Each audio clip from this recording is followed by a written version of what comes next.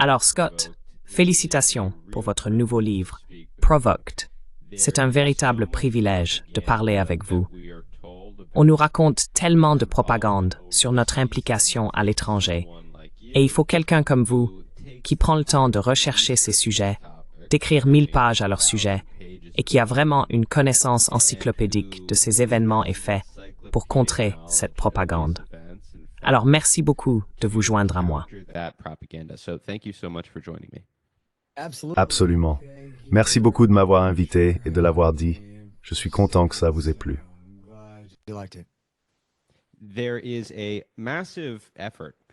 Il y a un effort massif en cours depuis un certain temps pour nier que l'expansion de l'OTAN ait joué un rôle dans l'invasion de l'Ukraine par Poutine en 2022, malgré le fait que des personnes comme Jack Matlock, George Kennan, John Mearsheimer, Stephen F. Cohen et d'innombrables autres ont averti que l'expansion de l'OTAN déclencherait une telle réaction de la part de la Russie.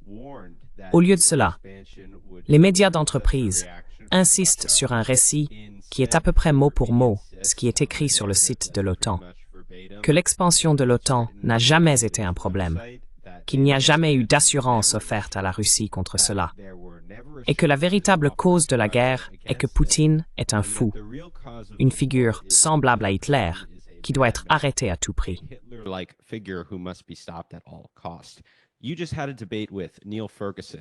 Vous venez de débattre avec Niall Ferguson, qui est l'un de ces historiens néoconservateurs qui attribue tous les problèmes du Moyen-Orient à l'islam, en ignorant notre rôle dans cette partie du monde, les bombes que nous larguons et les régimes despotiques que nous soutenons. Et il a cessé d'essayer d'expliquer le Moyen-Orient. Il essaie maintenant d'expliquer l'invasion de l'Ukraine par la Russie. Et il dit une fois de plus que cela n'a rien à voir avec l'Occident.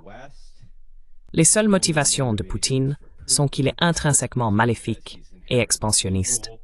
Et il a même dit que quiconque soutient, comme vous, que l'expansion de l'OTAN a joué un rôle, fait écho à la propagande de Poutine.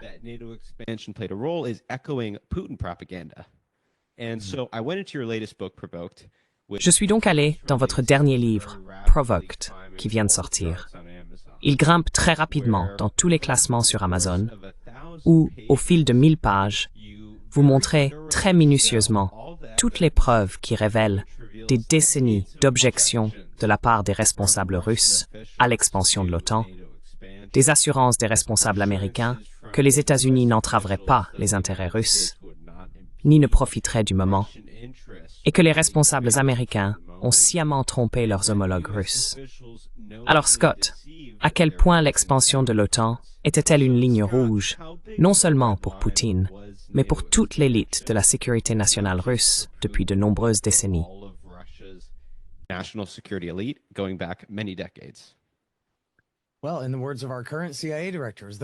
Eh bien, selon les mots de notre actuel directeur de la CIA, c'était la plus rouge des lignes rouges.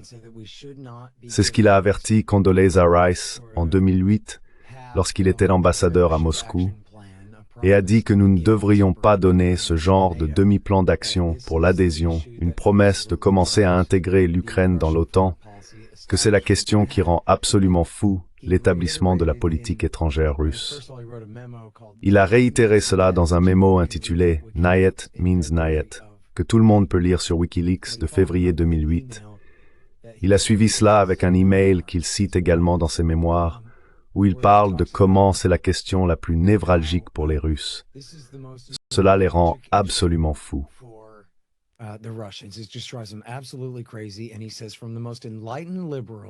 Et il dit que, des libéraux les plus éclairés aux barbares les plus arriérés dans les recoins les plus sombres du Kremlin, ils s'accordent tous à dire que c'est la pire chose que vous puissiez faire. Et c'est la même histoire qui remonte aux années 1990, où ce sont les meilleurs amis de Bill Clinton et Al Gore en Russie qui disent « S'il vous plaît, ne nous faites pas ça. Nous avons pris des risques en promettant que vous étiez cool tout ce temps, et maintenant nous sommes condamnés à cause de vous. » Le mouvement réformiste démocratique pro-occidental en Russie a été terriblement sapé par tout cela. aux dépens de la Russie, même avant que W. Bush n'arrive en ville. Et puis, quand W. Bush est finalement arrivé en ville, après tout, Poutine était aussi le nouveau président.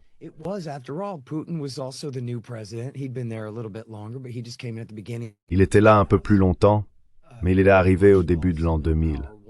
W. Bush le suit au pouvoir un an plus tard.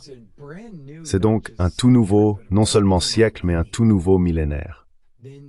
Puis, en quelques mois, la guerre contre le terrorisme commence, où maintenant, quels que soient les problèmes que nous avons avec la Russie, ils doivent évidemment passer au second plan face à la guerre contre les partisans de Ben Laden. Et donc, Poutine avait une véritable chance d'essayer de se réinitialiser avec W. Bush.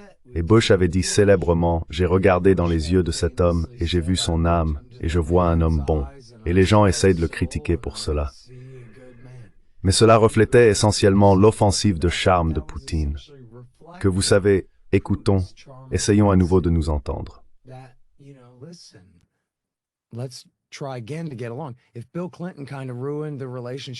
Si Bill Clinton avait en quelque sorte ruiné la relation avec Yeltsin, ils sont tous les deux partis.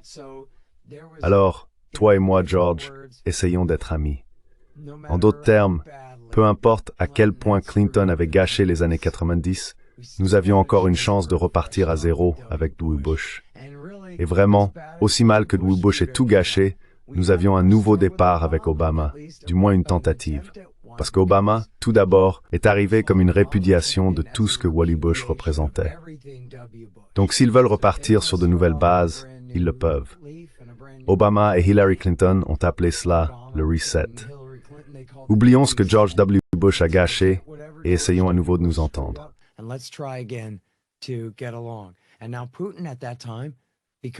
Et maintenant, Poutine, à cette époque, en raison de la Constitution, l'a respecté et a démissionné pour devenir Premier ministre.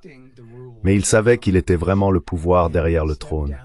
Il respectait la règle de la Constitution et a démissionné à la fin de son mandat pour aller au Parlement et laisser son successeur choisi, Dmitri Medvedev, prendre sa place. Mais encore, c'est encore une fois une autre opportunité pour deux nouveaux dirigeants de la nation, après presque une décennie de problèmes, d'essayer de réinitialiser à nouveau. Et pourtant, qu'avons-nous? Essentiellement, Harrison, la situation est telle que j'imagine simplement que Joe Biden a remporté l'élection de 88 et qu'il est président depuis lors. C'est tout.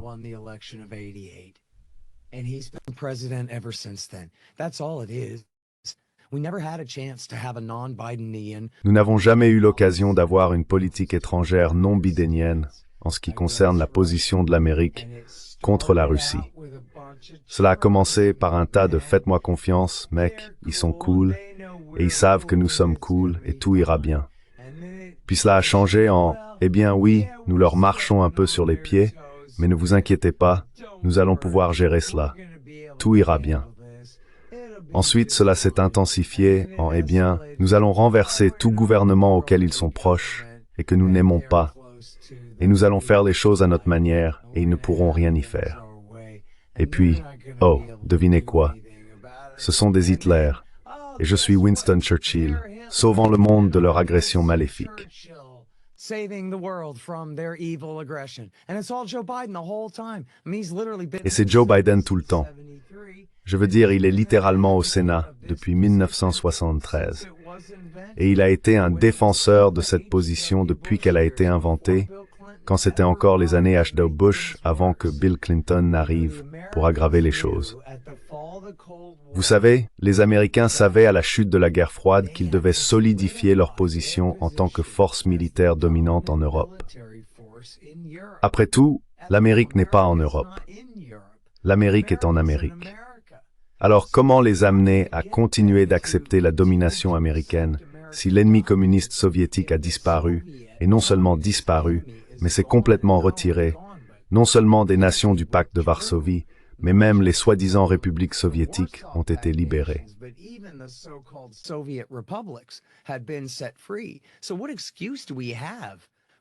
Alors, quelle excuse avons-nous pour que l'OTAN existe encore, pour la domination américaine en général? Et l'excuse est devenue, eh bien, parce que nous répandons la stabilité. Nous ne voulons pas que la France, la Grande-Bretagne, l'Allemagne et la Pologne d'ailleurs, se disputent pour savoir qui sera dominant en Europe. Nous serons dominants et nous serons amis avec tout le monde de manière égale sur cette liste. Et ainsi, ils n'auront pas à avoir le concours européen typique pour la domination sur le continent.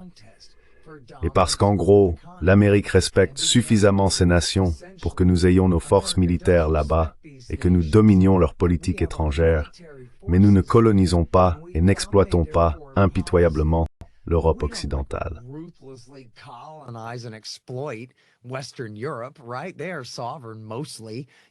D'accord.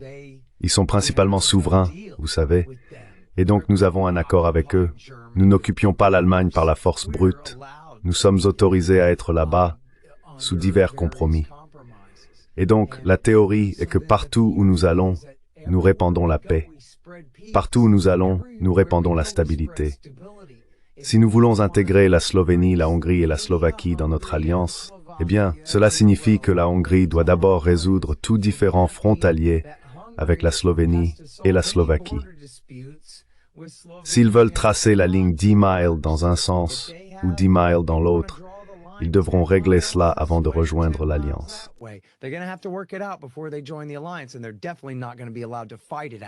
Et ils ne vont certainement pas être autorisés à se battre une fois qu'ils le feront. Et donc il y a beaucoup d'auto-justification ici, que vous voyez ce que nous faisons. Nous ne faisons que répandre la stabilité. Vous voyez. Mais ce qu'ils font vraiment, c'est qu'ils excluent la Russie tout le temps. Et ils laissent des pays comme, au début, les pays baltes, bien qu'ils aient rapidement incorporé les pays baltes lors du deuxième tour, mais surtout des pays comme l'Ukraine, dans une position terrible, coincée entre l'Est et l'Ouest ici. Choisissent-ils la Russie ou choisissent-ils les États-Unis? Nous n'allons pas les laisser simplement être neutres et rester une sorte de pont entre les deux, comme cela a été recommandé par de nombreux dirigeants sages, et même des dirigeants moins sages, qui ont dit bon sang, vous savez. Nous devrions vraiment trouver un moyen d'établir une neutralité permanente.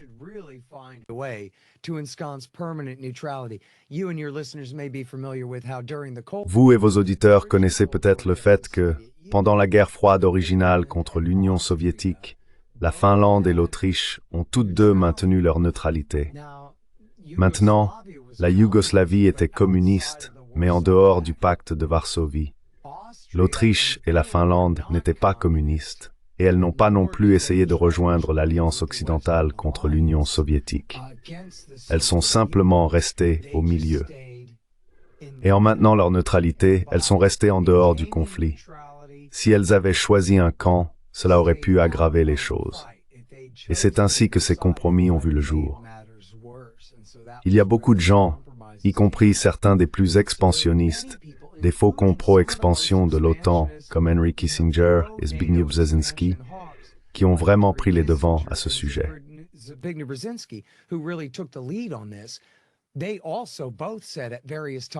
Ils ont également tous deux déclaré à divers moments que nous devrions incorporer de manière permanente la neutralité ukrainienne et en faire partie de leur constitution, en faire partie de l'accord avec les États-Unis, conclure un arrangement avec la Russie pour qu'ils comprennent que nous ne cherchons pas à intégrer l'Ukraine dans l'OTAN parce que nous savons quel terrible problème cela leur causera. Même les faucons ont dit « Ne m'écoutez pas quand je dis des choses bellicistes. Nous devons vraiment être plus prudents, surtout en ce qui concerne la Géorgie, mais encore plus, surtout doublement, en ce qui concerne la question de l'Ukraine, car elle ne partage pas seulement une frontière avec la Russie. Elle partage aussi, c'est énorme.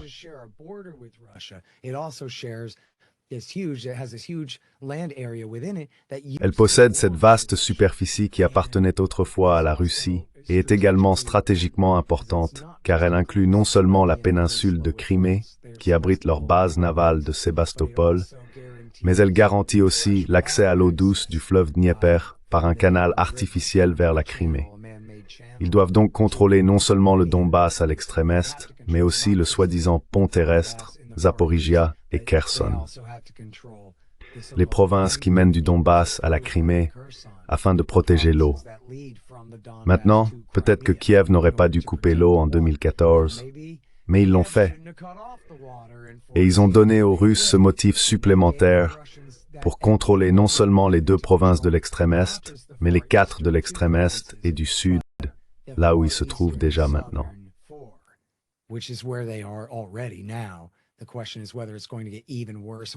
La question est de savoir si cela va empirer encore, et s'ils vont s'emparer de Kharkiv et d'Odessa.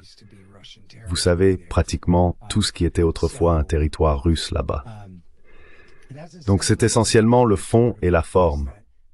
Les Américains, comme vous l'avez mentionné, en violation de leur promesse de ne pas le faire, ont continué et ont tenté leur chance, non seulement en s'étendant en Europe de l'Est, mais au-delà, dans ce qui était autrefois à l'Est de l'Europe de l'Est, n'est-ce pas?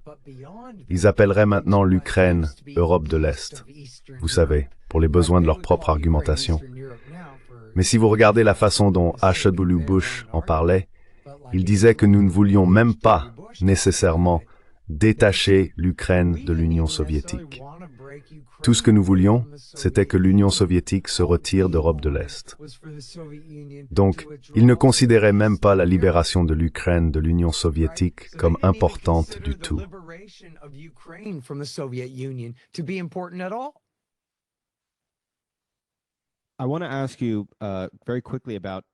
Je veux vous poser très rapidement une question sur ce débat, car il y a beaucoup de gens qui nient la tromperie américaine derrière tout cela, les promesses qui ont été faites, les assurances et tout l'esprit de ce moment après l'effondrement de l'Union soviétique. Alors, pourriez-vous simplement, pouvons-nous revenir en arrière et donner à nos auditeurs un peu de contexte sur ce qui s'est réellement passé là-bas, les assurances qui ont été données, et comment les responsables américains savaient qu'ils mentaient à leurs homologues russes?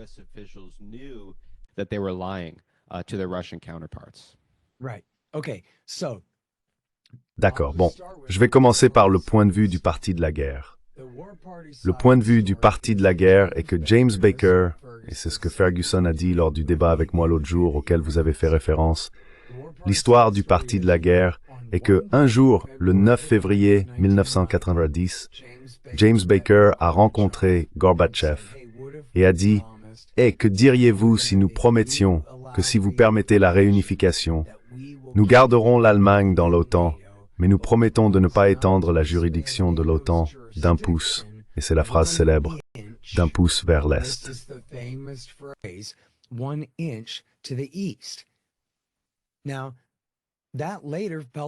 Maintenant, cela s'est effondré plus tard, parce que, en fait, cela n'a aucun sens en soi. Vous et moi pouvons être d'accord. Comment permettez-vous la réunification de l'Allemagne, où toute l'Allemagne de l'Est est maintenant sous la juridiction du gouvernement ouest-allemand, qui est membre de l'OTAN et qui va rester membre de l'OTAN. Mais maintenant, vous dites que la moitié du pays n'est pas dans l'OTAN. Cette phrase est en fait illogique, n'est-ce pas? De quoi parlons-nous même maintenant?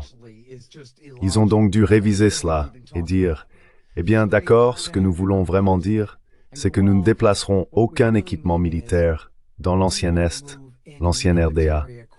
Nous appellerons cela la zone militaire spéciale et nous veillerons à garder tout notre équipement militaire uniquement à l'Ouest.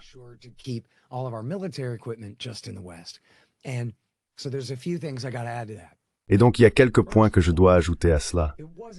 Tout d'abord, ce n'était pas seulement cette réunion ce jour-là. Il y a eu de nombreuses réunions avant et après cela, à commencer par George H.W. Bush, le patron, pas le secrétaire d'État, le président des États-Unis, à Malte en 89, en je pense décembre.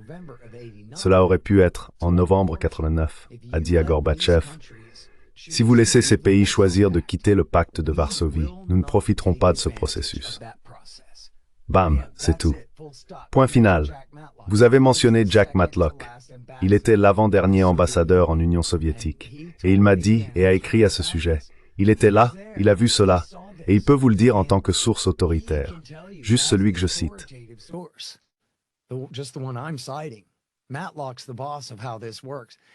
Matlock est le patron de la façon dont cela fonctionne. Il dit que bien sûr c'était censé être global. C'était pas juste une tournure de phrase qui signifiait que nous n'allions pas nous enfuir avec ces nations que vous laissez partir. C'est ce qu'il voulait dire dès le départ. Et c'était avant, vous savez, c'était encore en 1989. Ensuite, il y a de nombreuses réunions, y compris le même jour où Baker a rencontré Gorbatchev. Robert Gates, qui était alors le directeur adjoint de la CIA, votre public le connaît mieux en tant que secrétaire à la défense de George W. Bush puis de Barack Obama. Le même gars. Il a rencontré le chef adjoint du KGB, ou en fait le chef du KGB, et a fait la même offre le même jour. Ce qui montre que ce n'était pas James Baker qui improvisait.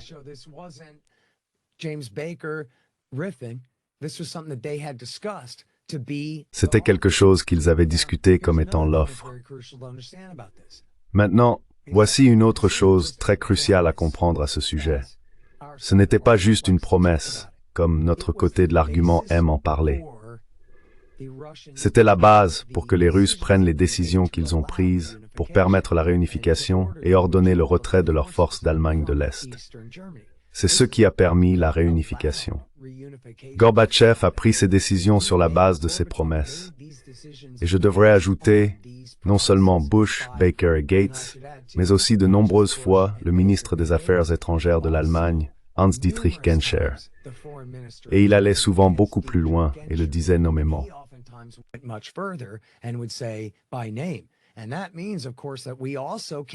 Et cela signifie bien sûr que nous ne pouvons pas non plus aller vers l'Est et intégrer des nations comme la Pologne, la Hongrie ou la République tchèque ou les États baltes. Il l'a dit spécifiquement, et il l'a dit spécifiquement juste devant James Baker lors d'une conférence de presse où il ne l'a pas contredit. Et en privé, nous avons les documents où Baker ne l'a pas contredit. Nous avons le ministre des Affaires étrangères britannique, Douglas Hurd, qui a servi d'abord sous Thatcher puis John Major, faisant les mêmes promesses. Très bien. Et ensuite, nous avons aussi, et c'est ce qui est crucial ici, nous avons le traité final tel que négocié et signé par toutes les parties ici. Et c'est ce qu'ils ont appelé le 2+4.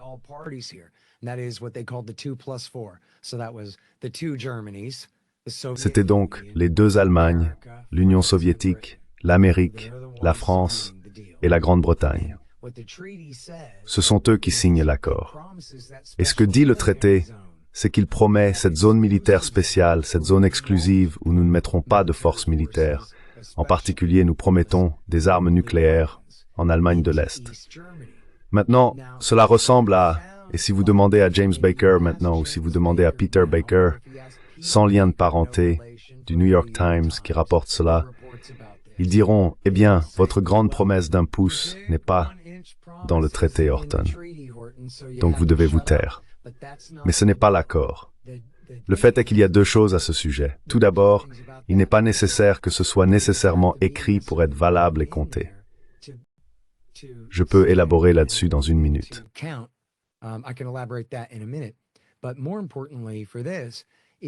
Mais plus important encore, le fait qu'ils aient une zone militaire spéciale en Allemagne de l'Est montre, Harrison, qu'ils essayaient encore essentiellement de respecter la promesse qu'ils avaient faite. Parce qu'après tout, si tout le monde sait qu'ils peuvent intégrer la Pologne, les États baltes, la Hongrie et la République tchèque dans l'OTAN, ou à ce moment-là, encore la Tchécoslovaquie.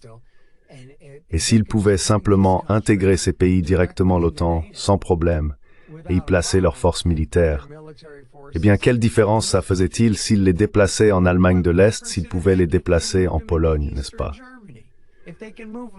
Donc, en d'autres termes, leur promesse de ne pas mettre de forces militaires en Allemagne de l'Est respectait essentiellement encore la promesse de ne pas élargir l'OTAN en général.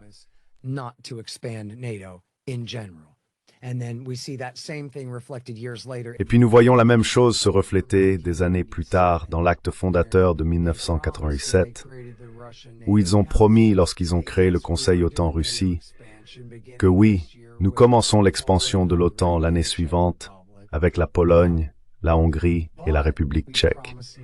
Mais nous avons promis de ne pas déplacer d'équipements militaires dans aucun des nouveaux pays d'Europe de l'Est. Donc cela n'était pas basé sur une nouvelle demande. Cela était basé sur la compréhension de longue date que nous avions promis de ne pas incorporer ces pays dans l'OTAN du tout. Maintenant nous disons, d'accord, nous les intégrons dans l'Alliance sur le papier. Mais nous n'allons pas construire de nouvelles bases militaires permanentes et déployer nos armes plus près de votre pays, ce qu'ils ont fini par violer cette promesse plus tard également. Mais cela montre ce dont ils parlaient à cette époque.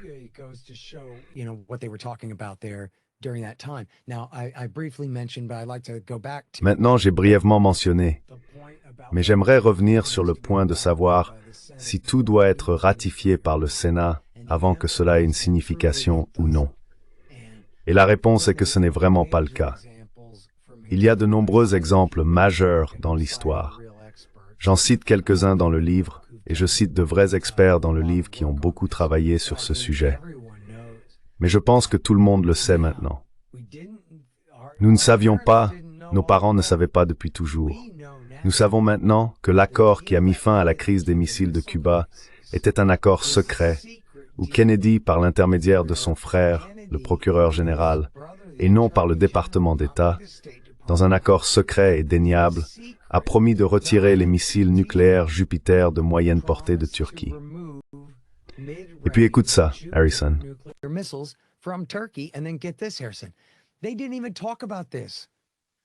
Ils n'en ont même pas parlé, mais ils ont pris pour acquis que s'ils retirent les missiles à moyenne portée de Turquie, ils vont aussi les retirer d'Italie, car ils ont été déployés ensemble. Ils seraient retirés ensemble. Cela ne faisait même pas partie de l'accord. Et cela n'a jamais été écrit sur papier. C'était juste une poignée de main. Qui sait s'ils se sont vraiment serrés la main? C'était un accord verbal entre Robert Kennedy et le gouvernement turc. Je pense que c'était comme un journaliste, vous savez, négociant au nom des Russes. Peut-être ont-ils fait venir un véritable Russe à la dernière minute pour signer le document. Et ils ont aussi promis de ne plus jamais envahir Cuba. Maintenant, les Américains, ils rompent beaucoup de promesses, mais ils n'ont jamais rompu celle-ci.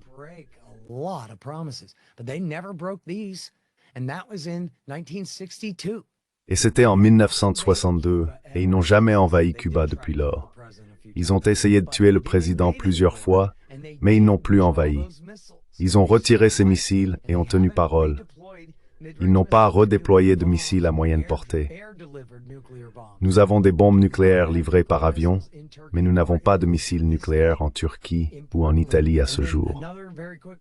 Un autre exemple très rapide est l'accord qu'ils ont signé sur la manière de négocier la neutralité de l'Autriche, comme je l'ai mentionné, coincée entre l'Est et l'Ouest pendant la guerre froide. Ils ont simplement pris cet accord et l'ont appliqué à Berlin, qui était une ville libre dans l'Allemagne de l'Est communiste.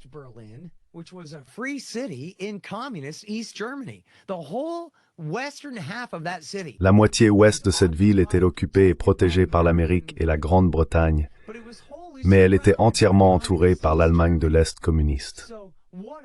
Quelle situation délicate. Comment l'ont-ils géré? Par une poignée de main, un coup de poing amical et un accord verbal selon lequel nous allons appliquer essentiellement l'accord que nous avons élaboré concernant Vienne à Berlin également. Et ils font cela tout le temps.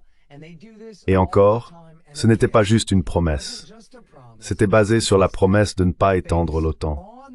Et Gorbatchev a alors accepté et a dit d'accord, nous permettrons alors la réunification.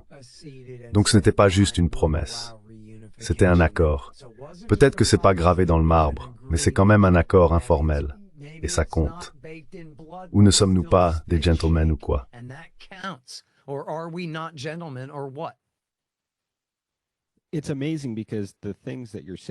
C'est incroyable, parce que les choses que vous dites, beaucoup d'entre elles sont connues depuis au moins quelques années. Et pourtant, j'ai vu de nombreux universitaires, en particulier, nier cela. Peter Baker, évidemment, que vous avez mentionné comme exemple, a écrit un article dans le New York Times en janvier 2022, niant complètement que cet accord ait jamais été conclu.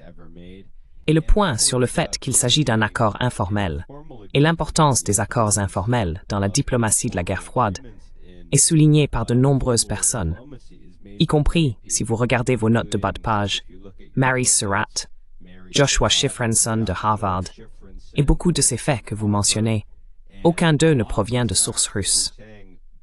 Ils proviennent de sources académiques et des archives de la sécurité nationale et des personnes que j'ai mentionnées. Et pourtant, c'est étiqueté comme de la désinformation pro-Poutine. Pourquoi pensez-vous que c'est le cas? Pourquoi y a-t-il un tel effort pour ne pas s'engager avec ce que vous dites et simplement le rejeter comme de la propagande?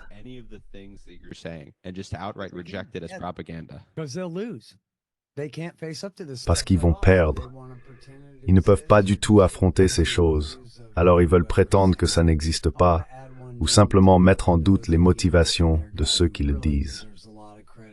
Je veux ajouter un nom à ceux que vous avez mentionnés, un gars qui mérite vraiment beaucoup de crédit. Il s'appelle Mark Trachtenberg, et il vient de l'UCLA, et il a ce truc. J'aurais aimé pouvoir plagier tout le truc, mais je n'avais pas la place. Et je suppose qu'on a des ennuis pour des choses comme ça. Mais je fais en fait une note spéciale dans la note de bas de page que ce gars réfute chaque affirmation. Donc, il ne se contente pas de dire qu'une promesse est une promesse et qu'un accord est un accord. Chaque fois que quelqu'un prétend que ce n'est pas vrai, il passe en revue et démantèle leurs arguments. Et il fournit le contre-argument à tous les meilleurs contre-arguments ici.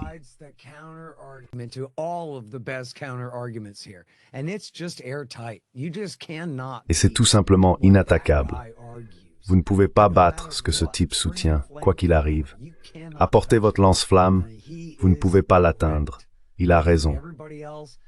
Et tout le monde, tout ce que vous pourriez faire de mieux, si vous êtes honnête, c'est faire, comme Doug Bush a dit, quand il a été piégé par les farceurs russes sur YouTube, les farceurs de YouTube. Ils ont trompé W. Bush et ils disent « Ah ah, vous avez James Baker qui promet de ne pas élargir l'OTAN, mais vous l'avez fait quand même. Ah ah ah. » Prétendant, je pense qu'il prétendait être Porochenko à l'époque. Et Bush dit, eh bien, vous savez, Baker était le secrétaire d'État de mon père. Et c'était il y a longtemps. Et c'est tout ce qu'il a. C'est son seul argument pour « je peux rompre n'importe quel accord que je veux ». Hey, Bill Clinton l'a fait avant que je n'arrive ici, donc je peux faire ce que je veux.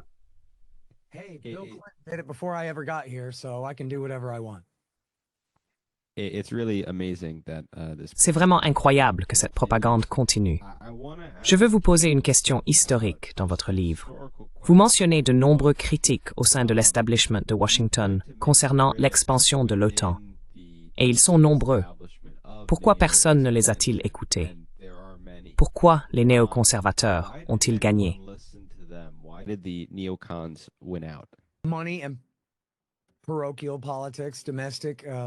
La politique paroissiale, les préoccupations domestiques et locales. Dans le libertarianisme, nous avons cette théorie, et je dois vraiment lire 1 ou 2 livres à ce sujet parce que je continue à en parler. Je ne sais presque rien à ce sujet, mais j'en sais assez. Cela s'appelle la théorie du choix public. Et en gros, ce qu'elle dit, c'est que ce que vous considériez comme l'intérêt national, si vous et votre femme êtes assis à la table de la cuisine, en disant, eh bien, il semble que ce qui serait bon pour l'Amérique serait ceci ou cela. Ce n'est pas ainsi que les décisions sont prises. Les décisions sont prises par des personnes ayant du pouvoir, et elles prennent des décisions en fonction de ce qu'elles pensent être le mieux pour elles, plutôt que ce qui est le mieux pour la nation dans son ensemble.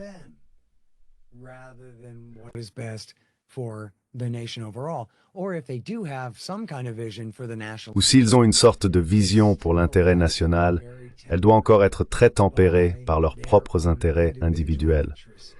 Après tout, Harrison, nous ne pouvons pas faire ce qu'il faut si nous perdons la prochaine élection. C'est donc la réflexion qui entre en jeu, n'est-ce pas? Comme tout le monde le sait, rejoignez le système. Vendez-vous à lui.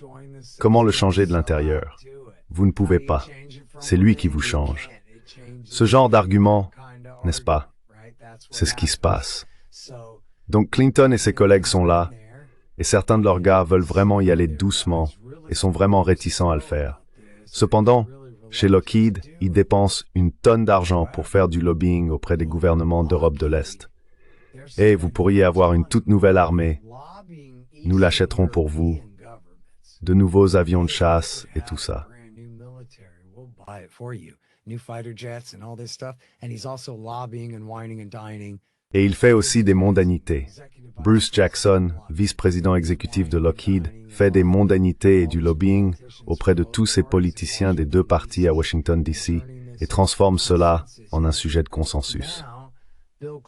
Maintenant, Bill Clinton, le président, et ses hommes sont un peu en retard par rapport au consensus. Newt Gingrich, qui, pour ceux qui sont assez âgés, pourrait se souvenir qu'après 2 ans de Clinton, il a pris une raclée lors des élections de mi-mandat de 1994. C'est là que les républicains sont revenus au pouvoir dans les 2 chambres du Congrès, pour la première fois, je pense, depuis FDR ou depuis, vous savez, très très longtemps. Quoi qu'il en soit, les démocrates avaient régné pendant environ 40 ans et ils sont revenus avec un contrat avec l'Amérique. And they came back and they had a contract with America. And Newt Gingrich was a strong-willed House Speaker. Et Newt Gingrich était un président de la Chambre déterminé qui allait pousser ce programme. Et une partie de ce contrat avec l'Amérique était l'expansion de l'OTAN. Nous devons protéger tous nos amis d'Europe de l'Est et tout ça. Donc sur un plan politique de base, les républicains traitaient les démocrates de lâches. D'accord. Ensuite, vous devez également le réduire. Littéralement, vous avez des votes polonais qui sont en jeu dans l'Illinois et en Pennsylvanie. Et cela peut très bien faire la différence dans le collège électoral, que les États aillent dans votre sens ou dans l'autre. Newt Gingrich dit « Je veux protéger la Pologne ». Et Bill Clinton, je suppose, ne se soucie pas beaucoup des Polonais. Bill Clinton, I guess, doesn't care about the Poles very much, and Polish Americans. It's not like that's their. Et les Américains d'origine polonaise, ce n'est pas comme si c'était leur problème, numéro 1, mais cela les a attirés. Il y avait un groupe de pression américano-polonais, un groupe du Congrès, et je ne sais pas qui l'a financé à l'origine. Cela pourrait avoir été un homme honnête avec une opinion, mais ils étaient très intelligents, et ils ont ciblé les hommes d'affaires américano-polonais du Midwest, des personnes influentes. Oubliez une campagne de relations publiques pour les masses. Nous devons obtenir que des personnes avec des intérêts particuliers disent « Regardez, je suis le gars de l'entreprise manufacturière locale et j'ai toujours fait des dons pour vous, monsieur le député. J'aimerais vraiment que vous souteniez cette initiative. » Et ils ont poussé très fort pour y parvenir.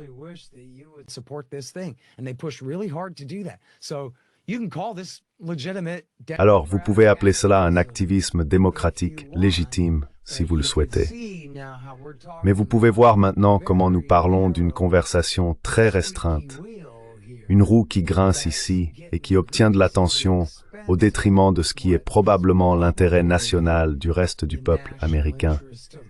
Qui aurait pu penser, comme dans Terminator 2, comment allons-nous entrer en guerre nucléaire avec les Russes? Je pensais que nous étions amis avec eux maintenant, non? Le peuple américain aurait pu penser que si vous avez la chance d'être à nouveau amis avec les Russes, cela deviendrait votre priorité absolue. Vous ne voulez pas laisser Varsovie s'interposer entre vous et Moscou. Varsovie est formidable et tout. Nous aimons la Pologne et tout.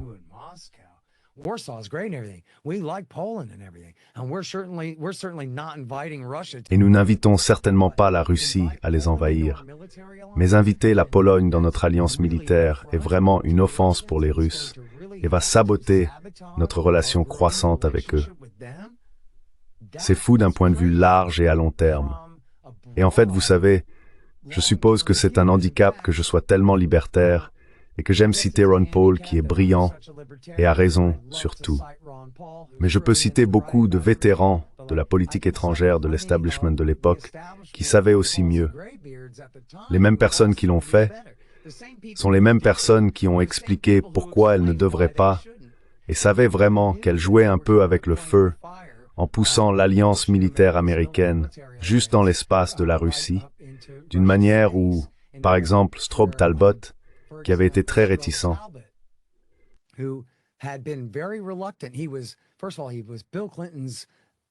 Tout d'abord, il était le colocataire de Bill Clinton à Oxford lorsqu'ils étaient boursiers Rhodes. Ensuite, il a été universitaire et chroniqueur d'opinion pour Time Magazine pendant longtemps, écrivant sur les questions russes et plaidant essentiellement en faveur de la détente et de bonnes relations avec l'Union soviétique. Puis, il est devenu le bras droit de Bill Clinton sur toutes les questions russes, lorsqu'il a rejoint le gouvernement en 1993. À l'origine, il était envoyé spécial, c'était un titre un peu compliqué, mais il était essentiellement envoyé spécial pour les anciens États soviétiques, y compris la Russie. Plus tard, il est devenu sous-secrétaire d'État pour quelque chose.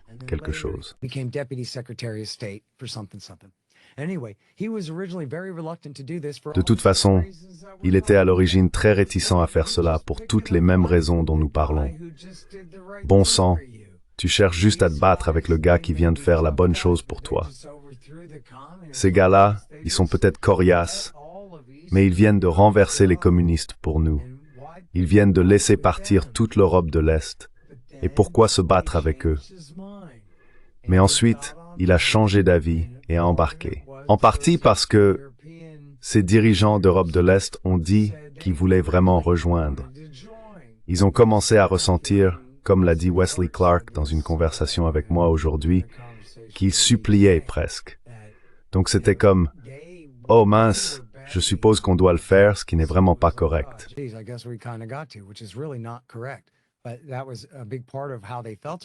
Mais c'était une grande partie de ce qu'ils ressentaient à ce sujet. Mais ensuite, voici la chute concernant Strobe Talbot. En 2017 ou 2018, il y a un journaliste du New York Times Magazine nommé Keith Gessen qui est allé retrouver Strobe Talbot. Donc maintenant, nous parlons d'avant notre guerre actuelle, horrifiante, quand il ne s'agissait que des combats soi-disant de bas niveau entre la soi-disant révolution de Maïdan et le déclenchement de la guerre en 2014 et l'aggravation de la guerre en 2022, n'est-ce pas? Pendant cette période de combat de bas niveau. Et Keith Gessen va interviewer Strobe Talbot. Et il dit, « Strobe Talbot, mec, des doutes sur l'expansion de l'OTAN et la politique de confrontation avec la Russie, comme ça, et ce à quoi cela a conduit. »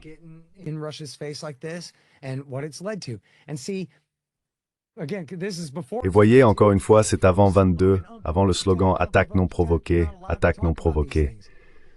Vous n'êtes pas autorisé à parler de ces choses. Le postulat tacite, mais évidemment Harrison, le postulat convenu de cette conversation entre Keith Gessen et Strobe Talbot, est que vous avez un peu gâché cela, n'est-ce pas, Strobe? Et Strobe dit « Oui, nous l'avons fait. Bien sûr, ce que nous avons fait a contribué à mener à cela. C'est intégré dans la discussion. Ce n'est pas controversé. » Alors il se défend et il dit « Eh bien, mais écoutez, et je sais que c'est pourquoi j'entends des gens dire cela. Donc je suppose qu'ils enseignent cela à Georgetown, que lorsque vous êtes en politique étrangère, ce que vous faites, c'est que vous cherchez à maximiser l'intérêt national de l'Amérique. »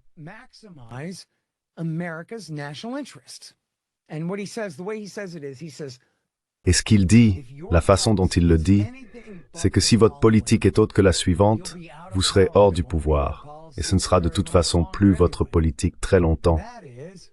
Et c'est que, lorsque vous êtes au pouvoir, vous faites ce que vous pouvez en faveur de l'intérêt national.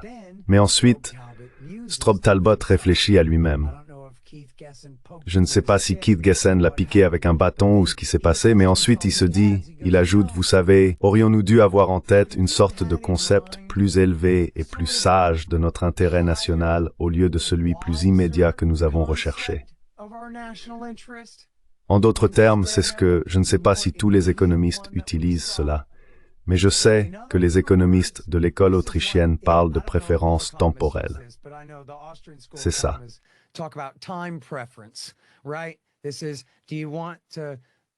C'est-à-dire, voulez-vous dépenser ce que vous avez maintenant pour une gratification immédiate, ou voulez-vous économiser et obtenir quelque chose de mieux, de plus important, plus tard?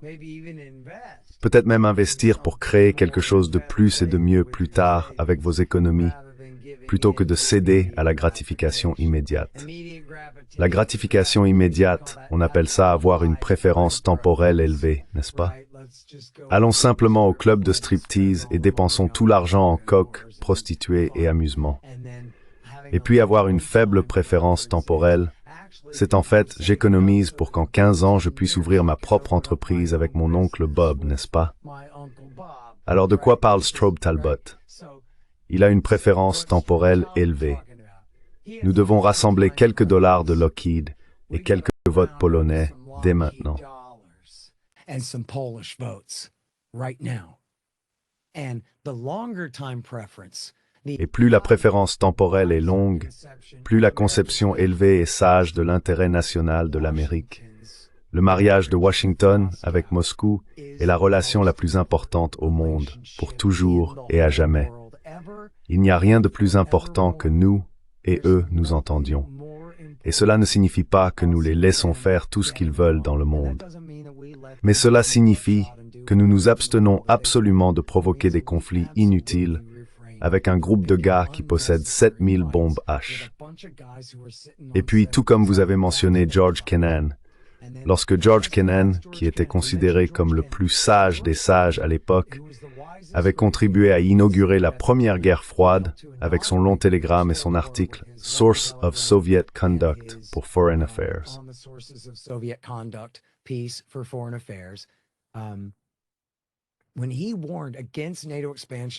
Lorsqu'il a mis en garde contre l'expansion de l'OTAN dans les années 1990, il a dit « Je vais vous dire ce qui va se passer. Les Russes vont réagir contre cela. » Et puis toutes les personnes qui nous disent maintenant « Ne vous inquiétez pas, ils ne le feront pas » diront alors « Ah ah, voyez, c'est comme ça que sont les Russes et c'est pourquoi nous devons faire cela pour nous défendre d'eux. » Et puis il dit « Mais ce n'est tout simplement pas juste. » Et je dis « Kennan a raison parce qu'il a dit cela en 1997. » Et donc nous vivons simplement l'accomplissement de sa prophétie par les hommes qui refusent de l'écouter. Et que pouvez-vous dire d'autre?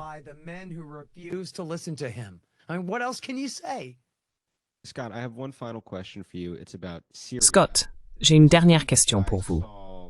Elle concerne la Syrie.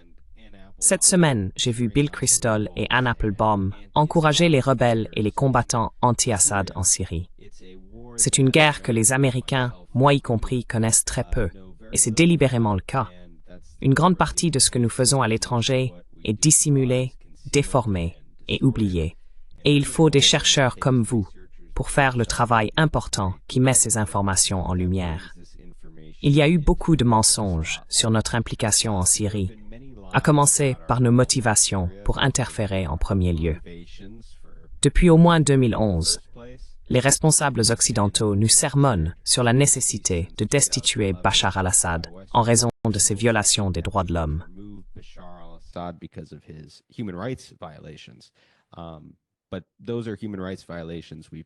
Mais ce sont des violations des droits de l'homme avec lesquelles nous n'avons jamais vraiment eu de problème. Nous utilisions la Syrie comme une étape pour torturer des gens dans notre programme de restitution extraordinaire, et nous n'avions pas vraiment de problème avec les droits de l'homme en Syrie à l'époque. Alors, qu'est-ce qui explique notre implication dans ce conflit? Et quel type de rebelles soutenons-nous? Parce que la semaine dernière, j'ai parlé avec le professeur Kachanovski de l'Université d'Ottawa à propos des rebelles que nous soutenons en Ukraine, les factions supposément modérées du bataillon Azov, dont on nous dit qu'elles ne sont plus néo-nazis. Et c'est pourquoi nous leur envoyons des camions pleins d'armes. Et on nous dit qu'il y a aussi des rebelles modérés que nous soutenons en Syrie. Alors, pouvez-vous m'en dire un peu plus à ce sujet?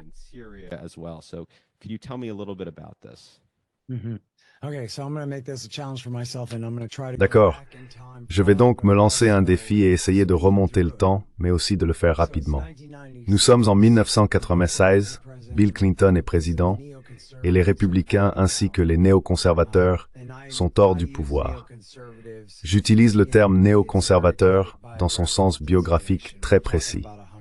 Nous parlons d'environ 100 hommes, pas des faucons d'aujourd'hui. Nous parlons des néoconservateurs. Et 3 de leurs leaders les plus en vue sont David Wurmser, Richard Perle et Douglas Feith. Ils écrivent un texte pour Benjamin Netanyahou, qui est alors le premier ministre entrant d'Israël. Cela s'appelle « Une rupture nette », une nouvelle stratégie pour sécuriser le royaume. Et ils ne disent pas nécessairement que nous voulons que W. Bush lance une guerre.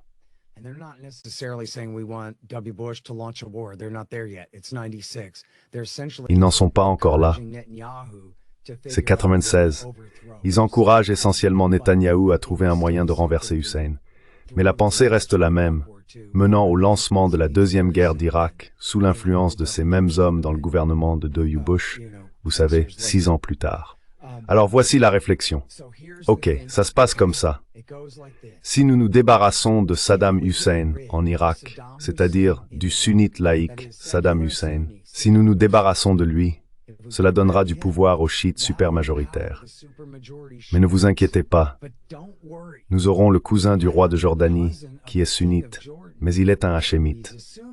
Et notre ami exilé irakien nous promet que tant qu'il pourra prétendre descendre du prophète, les chiites lui obéiront comme les esclaves les plus obéissants.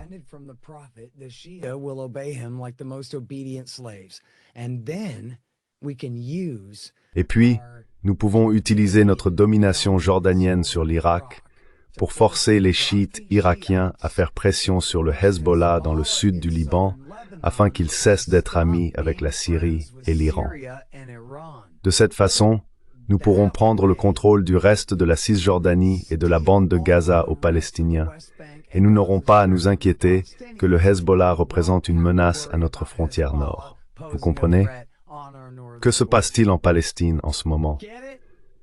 Ils tuent et volent les Palestiniens, mais ils doivent s'inquiéter du Hezbollah à leur frontière nord. Exactement. Donc nous avançons déjà vers la fin. Nous savons que la rupture nette n'a pas fonctionné, mais c'était le plan. Aussi alambiqué et insensé que ça puisse paraître, c'était le plan. Maintenant, ce sont les hommes qui ont dit à W. Bush, « Oh, vous voulez aller à Bagdad ?»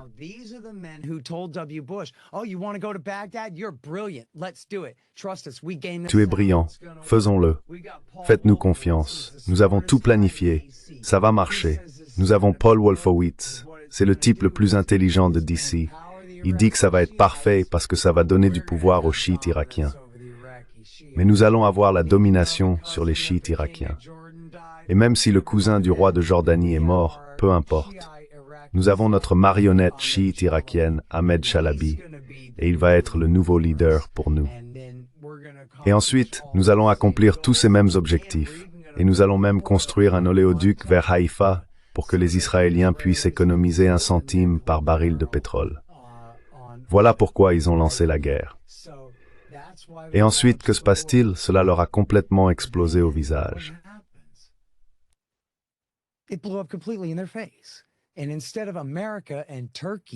Et au lieu que l'Amérique, la Turquie et la Jordanie aient la domination sur les chiites irakiens, c'est l'Iran qui a la domination sur les chiites irakiens.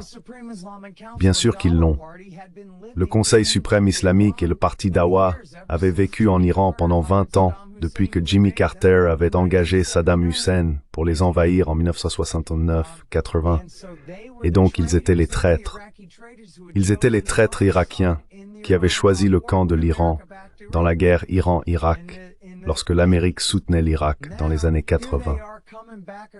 Maintenant, les voilà de retour à travers la frontière avec George W. Bush, et il les conduit jusqu'à Bagdad, renverse non seulement Saddam, mais aussi le parti Baas sunnite laïque, et mène une horrible guerre civile de 8 ans, vous vous en souvenez tous, au nom des chiites super majoritaires contre les sunnites.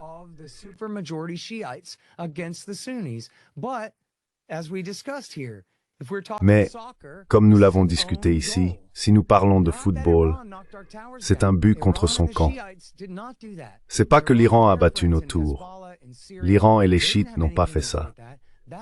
L'Iran et leurs amis du Hezbollah et de la Syrie n'ont rien à voir avec ça. C'étaient les partisans de Ben Laden, qui sont considérés comme l'extrême radical de l'islam sunnite dans le monde et dans l'islam wahhabite et salafiste, l'avant-garde du djihadisme sunnite révolutionnaire, ce qui les met absolument en désaccord avec l'Iran. Et ce sont eux qui ont abattu nos tours, pas le Hezbollah et pas l'Ayatollah. Mais ce qui se passe, c'est que les néoconservateurs de W. Bush réalisent à mi-chemin de la guerre qu'ils ont tout gâché et qu'ils ont renforcé l'Iran, Israël et les rivaux stratégiques de l'Amérique, ainsi que les rivaux stratégiques de l'Arabie saoudite dans la région.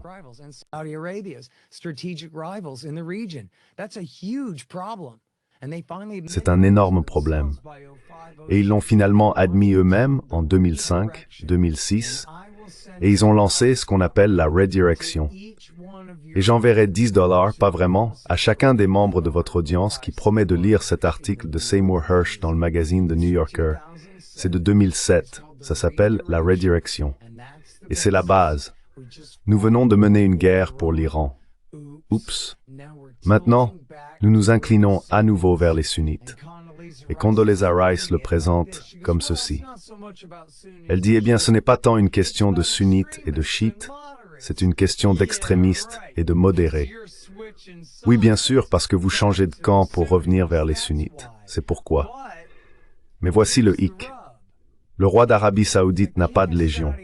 La Turquie ne met pas son armée à la disposition de l'Amérique.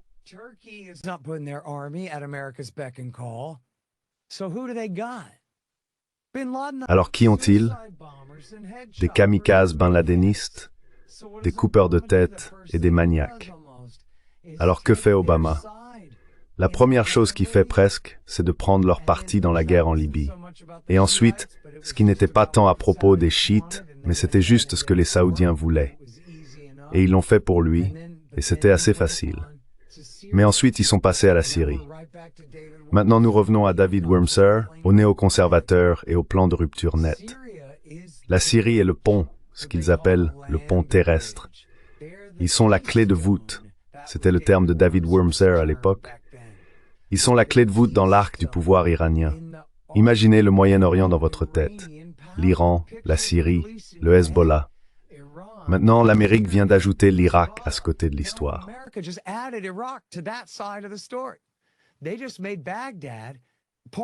Ils ont simplement intégré Bagdad à l'alliance chiite de Téhéran, Damas et du sud du Liban. C'est donc une énorme erreur, n'est-ce pas? C'est George Bush qui se tire une balle dans les deux pieds, ainsi qu'à Israël et à l'Arabie Saoudite. Alors comment compense-t-il cela? Obama compense en soutenant Al-Qaïda en Syrie. Maintenant, dans la guerre d'Irak 2, 4000 des 4500 Américains qui sont morts en combattant l'insurrection sunnite, dont la pire partie était Al-Qaïda en Irak, les partisans de Ben Laden. Eh bien, Obama a pris leur parti. Et quand nous parlons de Jabhat al-Nusra, ou de ce qui est maintenant dans les gros titres d'aujourd'hui, HTS, Hayat Tahrir al-Sham, littéralement Harrison, c'est Al-Qaïda en Irak, en Syrie. C'est qui ils sont? Ce sont les méchants de la guerre d'Irak 2.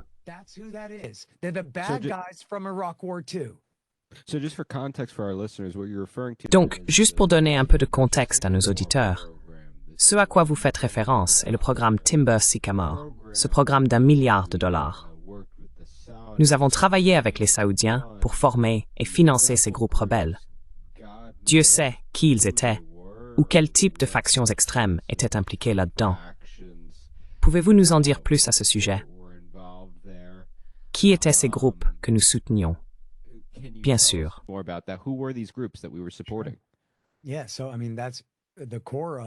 Oui. Donc je veux dire, le noyau d'entre eux était littéralement Al-Qaïda en Irak. Pendant la deuxième guerre d'Irak, vous aviez des Égyptiens, des Saoudiens et des Syriens, surtout des Saoudiens, qui se rendaient là-bas pour diriger les brigades de kamikazes, la pire partie de l'insurrection sunnite. Et puis ce sont ces gars-là qui ont envahi la Syrie. Ils appellent cela une guerre civile ou une révolution, mais vous parlez de centaines ou de milliers de Tchétchènes, de Kosovars, d'Albanais, de Libyens et de personnes de toute la région venant envahir le pays pour prendre le parti de l'insurrection. Ayman al-Zawahiri, le chef d'Al-Qaïda, a soutenu la révolution et a encouragé les gens à aller combattre contre Assad.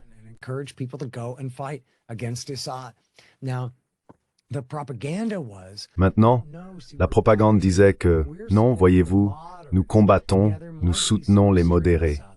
Et oui, il pourrait y avoir quelques extrémistes là-bas, mais voyez-vous, si seulement vous nous laissiez soutenir davantage les modérés, alors cela marginaliserait les extrémistes, et les modérés remplaceraient d'une manière ou d'une autre Assad et l'alliance chiite d'un côté, et aussi les gars d'Al-Qaïda qu'ils combattent de l'autre. Et cela a toujours été un rêve irréaliste. Et Obama a dit la vérité quand il a admis à Thomas L. Friedman du New York Times dans son interview de sortie que cela avait toujours été une imposture, que nous allions jamais être capables de lever une armée de forces modérées volontaires.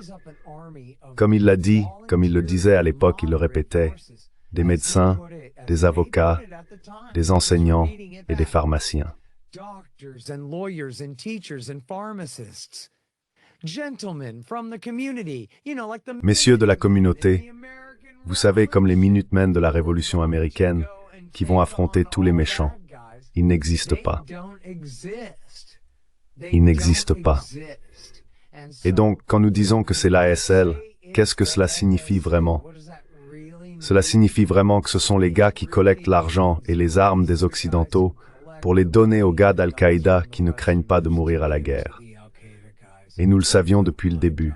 Pour ceux d'entre nous qui sont critiques et qui couvrent cette histoire, nous le savions en 2011, 2012 et 2013.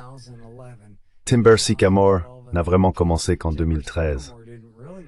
Mais le véritable soutien clandestin à la guerre a commencé au début de 2011. Et nous savions depuis le début ce qu'ils faisaient. Et nous savions depuis le début qu'ils n'ont pas une armée de soldats professionnels qui, comme, ont prêté serment à une constitution ou quelque chose du genre.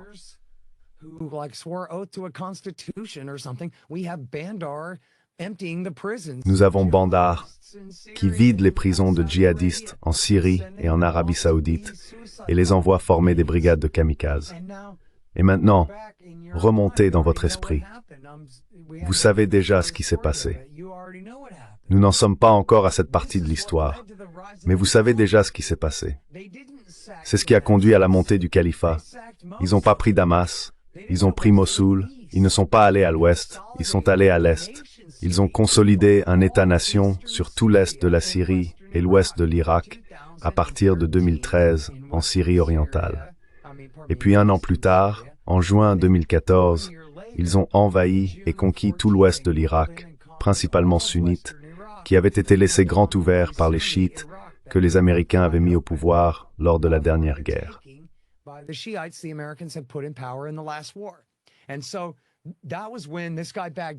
Et c'est ainsi que ce type Baghdadi, qui n'était rien d'autre qu'un clone de Zarqawi ou de Ben Laden, s'est levé là comme Mussolini. Il faut aimer l'imagerie là. Le croisement entre Oussama Ben Laden et Benito Mussolini, là-haut sur le balcon de la mosquée de Mossoul, se déclarant le calife Ibrahim ordonné divinement, dirigeant du califat Ben Ladenite. Mec, c'est la propagande la plus absurde des années W. Bush. Barack Obama le réalise d'ici 2014. C'est incroyable ce qu'ils ont fait là. Et puis ils ont lancé la troisième guerre d'Irak. Parce que, oups, nous avons soutenu les sunnites pour contrarier les chiites, nous aurions aimé ne pas avoir soutenu la deuxième guerre d'Irak.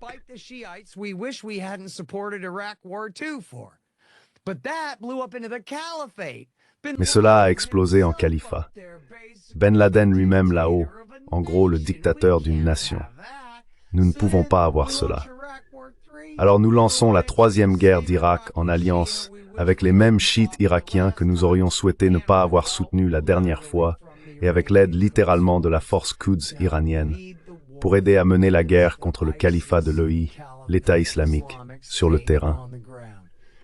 Et nous avons, et je couvre cela dans mon dernier livre, Enough Already, où dans la ville natale de Saddam Hussein, Tikrit, vous avez littéralement la force Quds, les gars de l'opération spéciale de haut niveau iranienne, dirigeant les forces irakiennes sur le terrain avec les Américains fournissant une couverture aérienne pour détruire l'État islamique. Et John McCain a dit, « Oh, nous volons en tant que force aérienne de l'Iran en ce moment. » Oui, contre le califat semblable à Ben Laden. Et pendant ce temps, comme l'a souligné Michael Horton, sans lien avec moi, le grand expert, nous volons en tant que force aérienne d'Al-Qaïda au Yémen, parce que le Yémen avait été pris. Il y a toute une autre interview. Le Yémen avait été pris par un groupe de chiites qui étaient amis avec l'Iran. Et donc l'Amérique a pris le parti de l'Arabie Saoudite et des Émirats Arabes Unis dans une guerre qui était aussi du côté d'AQAP, du côté d'Al-Qaïda dans la péninsule arabique, contre leurs ennemis, les Houthis chiites là-bas, et a mené cette guerre pendant 8 ans. Et maintenant, ça continue. Maintenant, nous le faisons à nouveau. Et donc, c'est ça. John McCain avait raison. That's the thing of it, is John McCain was right. We were flying as Iran's Air Force, but that was certainly better. Nous volions en tant que force aérienne de l'Iran, mais c'était certainement mieux que de voler en tant que force aérienne d'Al-Qaïda. Et c'était tout à cause, premièrement, de sa guerre en Irak 2, et deuxièmement, de sa guerre pour les terroristes en Syrie, qu'il n'a fait que critiquer Obama pour ne pas en faire assez pour ces cinglés tout le temps. Et j'en parle dans le dernier livre. Et d'ailleurs, si les gens regardent mon fil Twitter, juste dans les derniers jours, j'ai retweeté plusieurs fois. Si vous regardez simplement le Scott Horton Show, j'ai méticuleusement reposté en tant que fil Twitter l'intégralité de mes chapitres sur la Syrie et la guerre en Irak 3 du dernier livre là-bas. Vous pouvez donc tout lire à ce sujet. Et je parle de comment vous pourriez vous souvenir d'une photo célèbre de John McCain sur le porche avec un groupe de terroristes.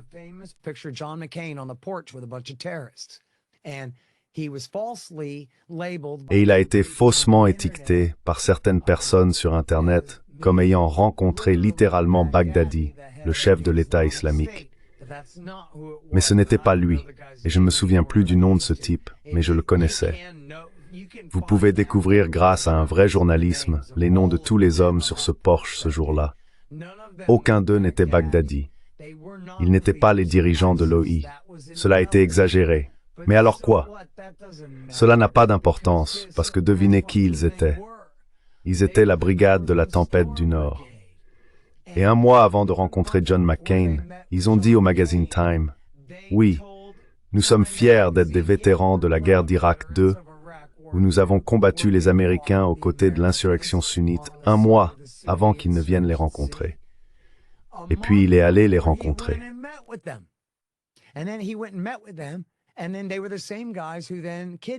Et puis c'était les mêmes gars qui ont kidnappé le journaliste israélo-américain Steven Sotloff et l'ont vendu à l'État islamique, qui lui a coupé la tête. C'est avec eux que John McCain se liait d'amitié là-bas. Et je le dis en toute connaissance de cause, biais de confirmation, accepté et tout. Vous pouvez même lire à ce sujet sur le Daily Beast, où ils aiment Al-Qaïda en Syrie, et ils sont très réticents à vous informer tragiquement que, oui en fait, leurs amis de la brigade de la tempête du Nord ont vendu ce journaliste à l'État islamique, qui l'a décapité, les amis de John McCain. Et ils avaient également déjà été connus pour avoir kidnappé des pèlerins chiites du Liban et les avoir assassinés. C'est avec eux que John McCain rencontrait sur le porche ce jour-là.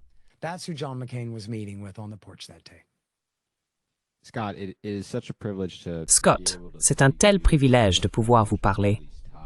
Vous avez tant de connaissances sur tous ces sujets.